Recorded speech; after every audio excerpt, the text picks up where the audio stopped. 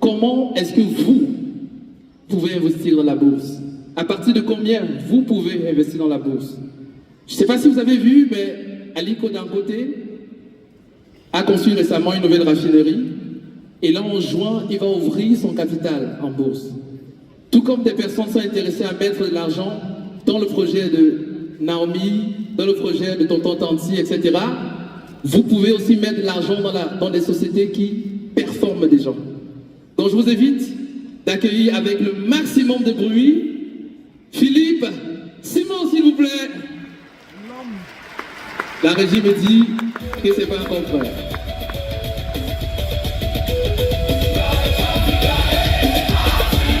Est-ce qu'ici dans la salle, il y en a qui ont déjà investi dans la bourse? Levez les mains. Est-ce qu'il y en a qui ont déjà investi dans la bourse? On fait du bruit.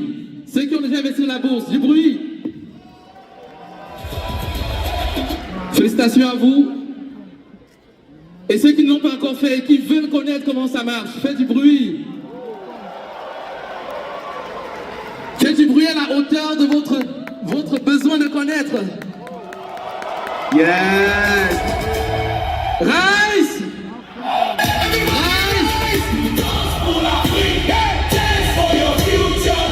Je vous prie d'en ovationner avec le maximum de bruit. Philippe Simon, s'il vous plaît.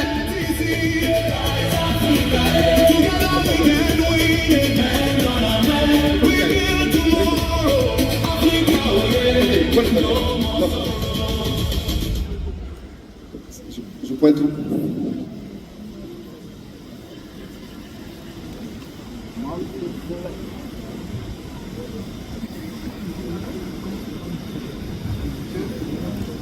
Ok, on va parler de sujets un peu plus techniques maintenant. On va entrer un peu en profondeur sur un sujet qui me tient à cœur.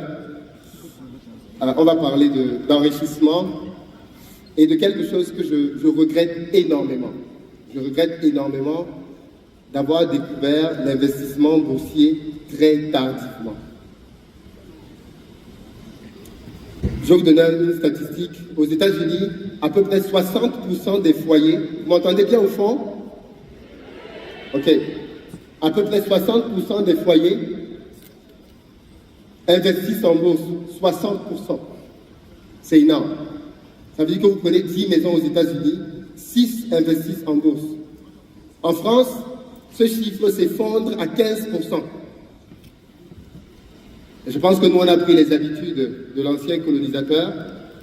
Quand on arrive dans des pays d'Afrique francophone, quand on demande combien de personnes investissent en bourse ici, je pense qu'on est à 0, tu alignes les zéros jusqu'à Douala et tu mets 1 là-bas. Mais on n'investit pas en bourse parce qu'on ne sait pas du tout ce que c'est. Et comme vous allez le découvrir maintenant, c'est probablement le moyen le plus puissant de gagner de l'argent sans trop se prendre la tête. Alors, je vais descendre, parce que moi j'aime être proche de vous. Donc je vais donner du travail au caméraman qui va devoir me suivre partout là, ça va être compliqué pour lui. Mais il faut qu'il justifie son salaire. Je peux avoir un autre micro?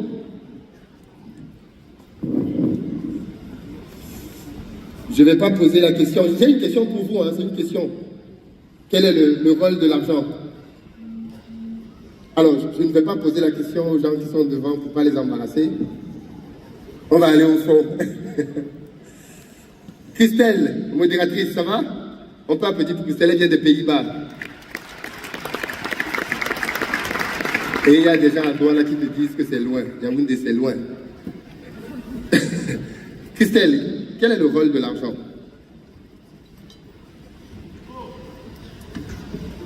Vas-y, dis. Ok. Oui, pour Christelle, c'est la liberté. Monsieur, quel est le rôle de l'argent? Il ne passe pas celui-là. Résoudre les problèmes. Très bien. Monsieur. Le rôle de l'argent, c'est d'investir avec. Monsieur. Quelqu'un a une autre réponse? Garantir l'avenir de sa famille. L'argent, c'est à être multiplié. Ok.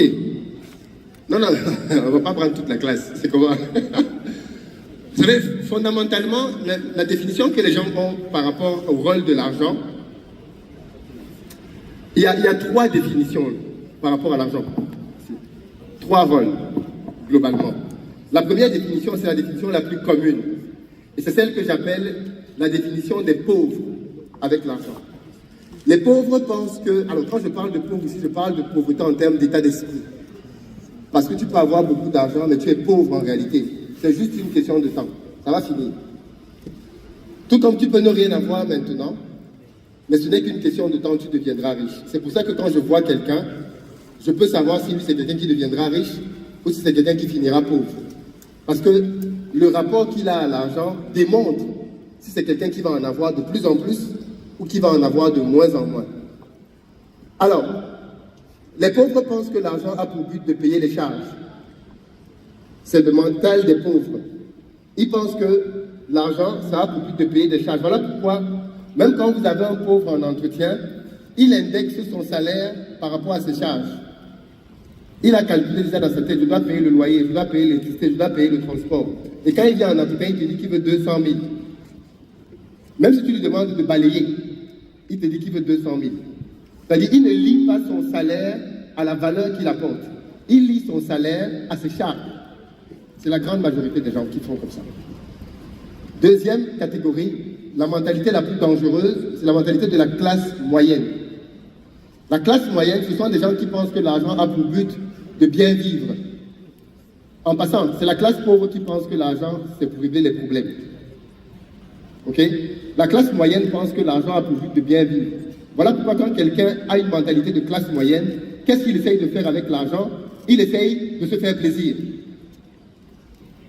Quand quelqu'un est dans la classe moyenne, vous allez voir que c'est quelqu'un qui va essayer d'avoir une belle maison, rouler dans une belle voiture, porter de beaux vêtements, en plus envoyer ses enfants dans des écoles chères, et bien évidemment le summum, aller lui-même en vacances de temps en temps à Paris, à New York, ainsi de suite. Ça, c'est la mentalité la plus dangereuse au monde, et c'est elle qui maintient les gens dans la pauvreté. On l'appelle la mentalité de la classe moyenne parce que c'est la mentalité à laquelle la plupart des salariés qui sont dans des entreprises ont.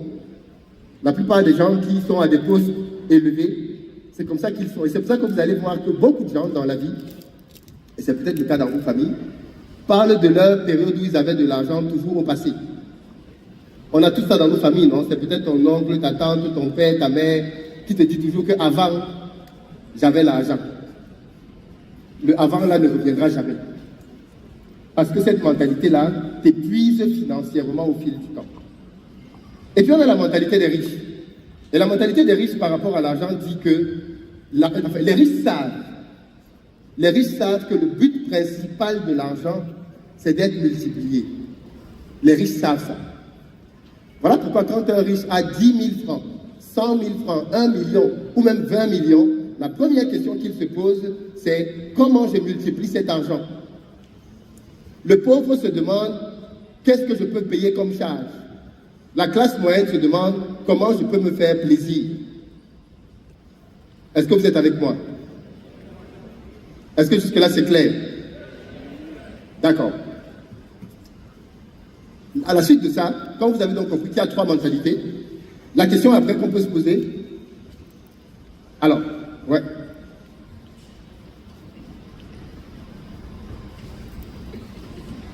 Tu peux zapper, hein. La question d'après qu'on peut se poser, c'est de savoir, ok, on a compris qu'il y a trois mentalités par rapport à l'argent. On a compris que la plupart d'entre nous sommes dans la mentalité des pauvres. Parce que c'est ce que j'essaie de dire. La grande majorité des gens, ceux qui ne comprennent pas pourquoi je dis ça, est-ce que tu es riche? Si tu n'es pas riche, c'est que tu n'as pas la bonne mentalité. C'est clair, non? Il ne faut pas essayer de chercher des idées à 14 heures. On regarde le fait. Est-ce que tu es riche?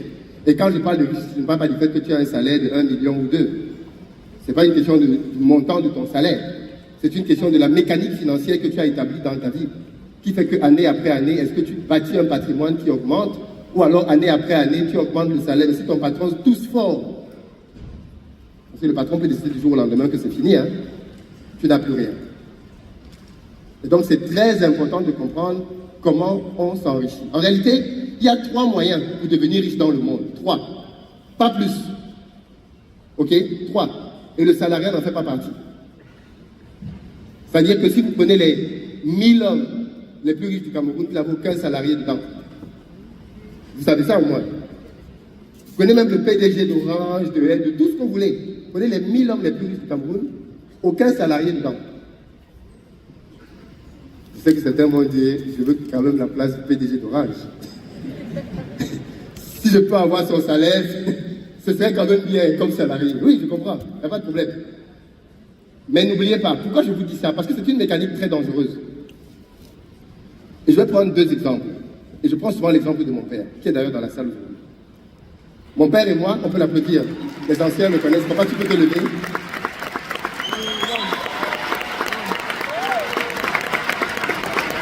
Et je suis très content qu'il soit là, avec ma famille, mes frères, mes soeurs qui sont là dans la salle. Merci beaucoup de vous être rendu disponible et d'être venu. Et quand on fait une activité publique comme celle-ci, c'est important de préserver sa famille. Tu vois. Parce qu'ils n'ont pas choisi cette vie-là, c'est moi qui l'ai choisi. Donc ils n'ont pas à être sur les projecteurs, alors qu'ils n'ont rien demandé du tout. Et donc mon père et moi, on a des parcours un peu différents par rapport à l'argent. Il me permet de le dire, c'est sa vie et c'est de la sagesse qu'il en a tirée. J'aime bien raconter cette histoire, mais mon père, très jeune, et il est là, il l'a déjà raconté, donc je ne vais pas dévoiler un secret caché dans la famille. Mon père vient d'une famille pauvre, mais comme beaucoup de Camerounais à son époque. Tellement pauvre que quand il était petit, je crois à 8 ans, il ramassait dans les poubelles. Et je sais qu'au Cameroun, quand on dit que quelqu'un est pauvre, il y a pauvre et pauvre. On est d'accord? Même quand quelqu'un dit qu'il est pauvre, il ne ramasse pas dans la poubelle quand même. Et pourtant, mon père a commencé à ce niveau-là, très bas. Et ce qui est intéressant, c'est qu'un jour, alors, il raconte qu'il ramassait les poubelles, mais il les ramassait à Bastos. Je me suis dit que, bon, même quand le gars ramasse la poubelle, il est stratégique quand même, tu vois. Il se dit, la poubelle de Bastos, c'est pas la poubelle de Damas, tu vois. Donc, il va à Bastos. Et puis un jour, quand il était tout petit à Bastos en train de ramasser, comme d'autres enfants, je pense qu'il vit une scène qui l'a marqué profondément. C'est qu'il voit dans une maison un couple qui est à table en train de manger avec des enfants de son âge. Et ça le frappe parce qu'il se demande, mais qu'est-ce que ces enfants-là font à table? Parce que je pense que dans sa tête, c'était normal que les enfants soient en train de ramasser. Et donc, il commence à se poser des questions. Pourquoi des enfants sont à table alors que moi, je suis en train de ramasser? Et de cette question-là, il va apprendre qu'en fait, c'est parce que leur papa a fait des études et il a été brillant pendant ses études et il a trouvé un bon boulot. Mon père va donc faire de ses études sa voie de sortie de la pauvreté. À 26 ans, il va être l'un des plus jeunes directeurs de banque au Cameroun, avec un parcours excellent académique. Alors, l'histoire continue. Ce n'est pas encore la partie directeur de banque, avec tous les avantages que ça implique, beaucoup d'argent, beaucoup de succès, tout le monde l'adule. J'aime souvent dire qu'il farotait avant que le farotage n'existe. C'est quelqu'un qui arrivait au marché, qui offrait à manger à tout le monde, ce genre de choses. Mais j'aime aussi rappeler que ces années-là, ces années de faste, sont finies. Elles sont finies parce que du jour au lendemain, il a perdu son boulot, ce sont des choses qui arrivent. Et il est passé par des moments très difficiles. Des moments qui ont été pénibles pour lui, mais qui lui ont appris 2 choses. La première, c'est que mon père aujourd'hui est devenu un homme très, très sage. Parce que c'est dans les échecs qu'on apprend. On n'apprend rien dans les réussites. C'est dans les échecs qu'on apprend vraiment. Et donc, il a passé sa vie à nous transmettre les leçons de sagesse qu'il a apprises. Et je pense que je n'ai pas été un très mauvais étudiant de ces leçons. Parce que moi, quand je suis allé en France et que j'ai terminé mes études, j'ai commencé très rapidement à travailler. Et je me rappelle encore très bien d'une phrase qu'il m'a dit, qui m'a beaucoup marqué, c'est qu'il m'a dit, maintenant que tu as commencé à travailler, maintiens ton rythme de vie étudiant pendant au moins 2 ans. Je mets pendant 6 ou 7 ans. Mais c'est quoi maintenir un rythme de vie étudiant? Ça veut dire rester dans une petite chambre d'étudiant. Alors même que tous tes camarades ont déménagé, ils sont allés à Bastos, ils ont pris des appartements, 2 chambres salon, toi tu restes dans une petite chambre d'étudiant. Tu restes dans une petite chambre d'étudiant avec toutes les moqueries que ça entraîne, parce que bien évidemment tes camarades ne comprennent pas. Pourquoi un ingénieur qui touche plus de 2000 € en France vit dans une chambre d'étudiant? Et bien moi cette phase était importante parce qu'elle m'a permis d'épargner beaucoup, beaucoup d'argent. Je pense que sans cette phase-là, je n'aurais pas été l'homme que je suis devenu, parce qu'elle m'a permis d'épargner mais vraiment beaucoup d'argent, qui m'a aidé à pouvoir par la suite commencer mes premiers business. Et dans la vie, il y a 3 moyens de s'enrichir. On a de l'immobilier, vous savez ce que c'est. On a de la création de business et on a de la bourse. Malheureusement, très peu de personnes savent ce que c'est que la bourse. Vrai ou pas vrai? Alors, là, je vous montre.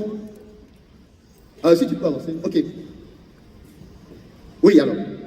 La bourse, c'est quoi? Je vais expliquer ça très simplement et rapidement pour qu'on avance vite. La bourse, c'est un marché, comme le marché central. OK? Un marché, écoutez-moi bien à ce stade-ci. Un marché se matérialise par le fait qu'on a 2 catégories de personnes dans un marché, les vendeurs et les acheteurs. Mais la bourse, c'est un marché un peu spécial. Là où se retrouvent des investisseurs qui viennent pour acheter des produits financiers. Qu'est-ce qu'on appelle un produit financier? Ce n'est rien d'autre qu'un produit qui est mis en place par une institution financière ou régulé par un marché. Donc, en d'autres termes, quand vous allez en bourse, vous y allez pour acheter des actions ou des obligations. Les obligations, ce sont des dettes d'État. C'est important que vous compreniez ça. Tous les États au monde sont endettés. L'État du Cameroun est endetté. Et vous le savez, le Cameroun va prendre sa dette au FMI, à la Banque mondiale. Mais peu d'entre vous savent que l'État du Cameroun s'endette sur des marchés financiers. Et donc, ce sont des gens comme vous et moi qui prêtent de l'argent à l'État du Cameroun. Il n'y a pas que la Banque mondiale et le FMI. Par contre, quand on prête de l'argent à un État, on a quasiment la garantie que l'État va rembourser. Juste que les taux d'intérêt sont intéressants. Le Cameroun peut prêter de l'argent à 7-8%. Donc, ça veut dire que tu mets ton argent, tu dis je prête 1 million, 10 millions, 50 millions à l'État du Cameroun, et l'État du Cameroun te dit je vais te rembourser ça sur 8% d'intérêt pendant 5 ans, pendant 7 ans. Et l'État du Cameroun va te rembourser. Pourquoi est-ce que un État rembourse toujours? Parce que l'État a le monopole de la taxation. C'est-à-dire que toi, par exemple, si aujourd'hui tu n'as plus d'argent, tu n'as pas grand-chose que tu peux faire. Tu peux aller chercher du travail, ainsi de suite. L'État du Cameroun n'a plus d'argent. Il suffit qu'il se lève demain et il dit on va commencer à taxer les téléphones.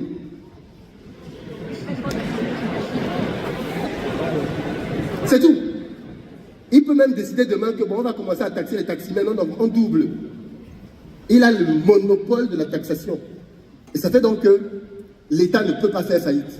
Il aura toujours un moyen d'aller chercher l'argent. Soit c'est les entreprises, il peut décider que les grandes entreprises, on double leurs taxes. L'État peut le faire. Et donc l'État est donc un prêteur stable. Donc quand vous allez en bourse et que vous êtes quelqu'un qui ne voulait pas prendre beaucoup de risques, vous pouvez donc acheter des obligations d'État. OK? Et plus un État est considéré comme dangereux, et plus ces taux sont élevés. Par exemple, les États-Unis, quand ils vont sur les marchés et qu'ils prêtent de l'argent, ils prêtent de l'argent à 2-3%. Quand l'État du Cameroun va sur les marchés, ils prêtent à 7-8%. Mais entre 2-3% auxquels les États-Unis prêtent, 7-8% auxquels le Cameroun prête, c'est des milliards d'écarts. Ne vous fiez pas aux 2-3%, c'est des milliards d'écarts entre les deux. C'est aussi pour ça que les pays africains d'ailleurs souffrent du fait qu'ils sont les plus pauvres, mais ils remboursent les dettes plus chèrement que les autres. C'est-à-dire que quand la Banque mondiale prête 1 milliard à la France peut rembourser 1,2 milliard. Quand elle prête le même milliard au Cameroun, le Cameroun rembourse 2 milliards. C'est pour ça que la dette est très difficilement... C'est pour ça qu'on est tout le temps en train de demander qu'on annule notre dette. Ce n'est pas qu'on ne rembourse pas, c'est que la dette est très lourde, parce qu'on a des taux d'intérêt très élevés. Mais bon, bref, quoi qu'il en soit. L'autre moyen de gagner de l'argent, ce sont les obligations. Et les actions. Et les actions, c'est quoi? Les actions, c'est le fait d'aller en bourse pour gagner l'argent avec les entreprises que tu vois au quotidien. Pour faire simple, quand une entreprise a besoin d'argent, elle peut faire une levée de fonds. Quand c'est une jeune entreprise, elle peut aller en banque. Mais quand elle va en banque, la banque met beaucoup de conditions. La banque met des garanties. Et par exemple, comme Tchokos disait, si tu ne rembourses pas, c'est mal barré pour toi. Mais il y a un troisième moyen pour les entreprises d'aller chercher de l'argent qui est moins compliqué, c'est la bourse. Les entreprises vont en bourse pour chercher de l'argent. En contrepartie, ce qu'elles font, c'est qu'elles se séparent d'une partie de leur capital. Donc par exemple, supposons que Orange Cameroun, votre sponsor, aujourd'hui, veut, je ne sais pas moi, agrandir quelque chose. Ils veulent peut-être créer un nouveau département, ramener peut-être la 7G au Cameroun, par exemple, et résoudre définitivement le problème de connexion et de bug. Mais pour faire cette opération, ils ont besoin de 10 milliards, par exemple. Et Orange se dit, OK, on ne veut pas aller en bourse, on ne veut pas aller en banque pour chercher cet argent. On veut aller en bourse. Orange va donc en bourse et dit « je veux 10 milliards ». Ces 10 milliards, par exemple, représentent 20% de la capitalisation d'Orange. C'est-à-dire que quand on prend la valeur totale d'Orange Cameroun, ces 10 milliards-là valent 20%. OK? Orange donc est prête à se séparer de 20% de ses parts. Parce que quand vous créez une entreprise et que vous êtes seul dedans, vous avez 100% des parts. Quand vous avez quelqu'un d'autre qui vient pour vous joindre dans l'entreprise, vous partagez les parts. Vous pouvez faire 50-50, ce qu'il ne faut jamais faire. Petit conseil, on ne fait jamais 50-50 quand on veut faire du business à deux. Parce que si vous faites 50-50, le jour que vous n'êtes pas d'accord, l'entreprise est paralysée. Il faut toujours un chef. 51-49. Toujours. Et c'est pour ça que c'est difficile de faire du business avec des amis. Parce qu'il faudrait que ton ami accepte que ce soit toi le chef. Parenthèse refermée. Et donc Orange donc, a besoin de cet argent et va en bourse. Mais Orange veut donc 10 milliards. Vous allez mieux comprendre la slide que je vais vous montrer après, si vous écoutez ce que je vous dis maintenant. Ils vont donc en bourse, ils disent qu'ils veulent 10 milliards. Moi, je dis, ok, d'accord, je crois en Orange. Je crois que c'est une entreprise. Ils ne sont pas très nombreux à faire la téléphonie au Cameroun. Ils ont quasiment le monopole. Ils ont beaucoup d'investissements déjà. Ils ne vont pas faire chuter demain. Ils ont un bon staff. Je crois qu'ils vont continuer de progresser. Donc, je mets mon argent pour acheter des parts de l'entreprise Orange. Je me retrouve donc à mettre 1 million, 2 millions, 5 millions, monsieur met 10 millions, madame met 15 millions, Chokos met 100 millions, Bertin tu faut 1 milliard, voilà. Tout le monde croit en Orange. Et au bout de quelques jours, Orange a donc ses 10 milliards qu'il voulait. Jusque désormais, Orange a 80% de son entreprise, et nous qui avons investi dedans, nous avons les 20 autres pourcents. OK? Maintenant, donc, nous sommes liés à Orange. Ça veut dire que désormais, chaque fois que Orange va gagner de l'argent, Orange nous verse notre part de cet argent. Vous voyez pourquoi c'est puissant? Chaque fois que Orange perd, on perd aussi. C'est donc pour ça qu'il faut bien analyser les entreprises qu'on va choisir. Là, je vous montre donc maintenant la slide d'avant. Ceci-là, je vous ai pris cette capture ce matin. Enfin, moi, j'ai fait cette présentation à 4 h du matin. Donc, on était déjà aujourd'hui. Et là, je vous ai montré une capture d'écran de mon portefeuille en bourse, de l'un de mes comptes. Et dans ce compte, vous voyez que mes avoirs sur ce compte-là sont de 40 millions. Mais dans les 40 millions, j'ai une plus-value. Il faut rester sur cette page. J'ai une plus-value de 13 millions. Ça veut dire que j'ai gagné 13 millions en investissant en bourse en un an. Cet investissement, je l'ai fait en avril de l'année dernière. C'est-à-dire qu'en avril de l'année dernière, j'avais déposé, au total, j'ai déposé 26 millions à peu près. OK? Mais 26 millions que j'ai déposés l'année dernière m'ont en un an généré 13 300 000 sans que je n'ai rien à faire. Est-ce que vous comprenez ce que je dis? Vous êtes silencieux parce que vous êtes content pour moi ou parce que vous avez mal pour vous-même? Je ne comprends pas en fait. Ou bien c'est parce que vous découvrez, vous êtes choqués en même temps. Ok. On dit qu'il ne faut pas que Chokos donne l'impression que l'école c'est mauvais. L'école c'est pas mauvais. Hein?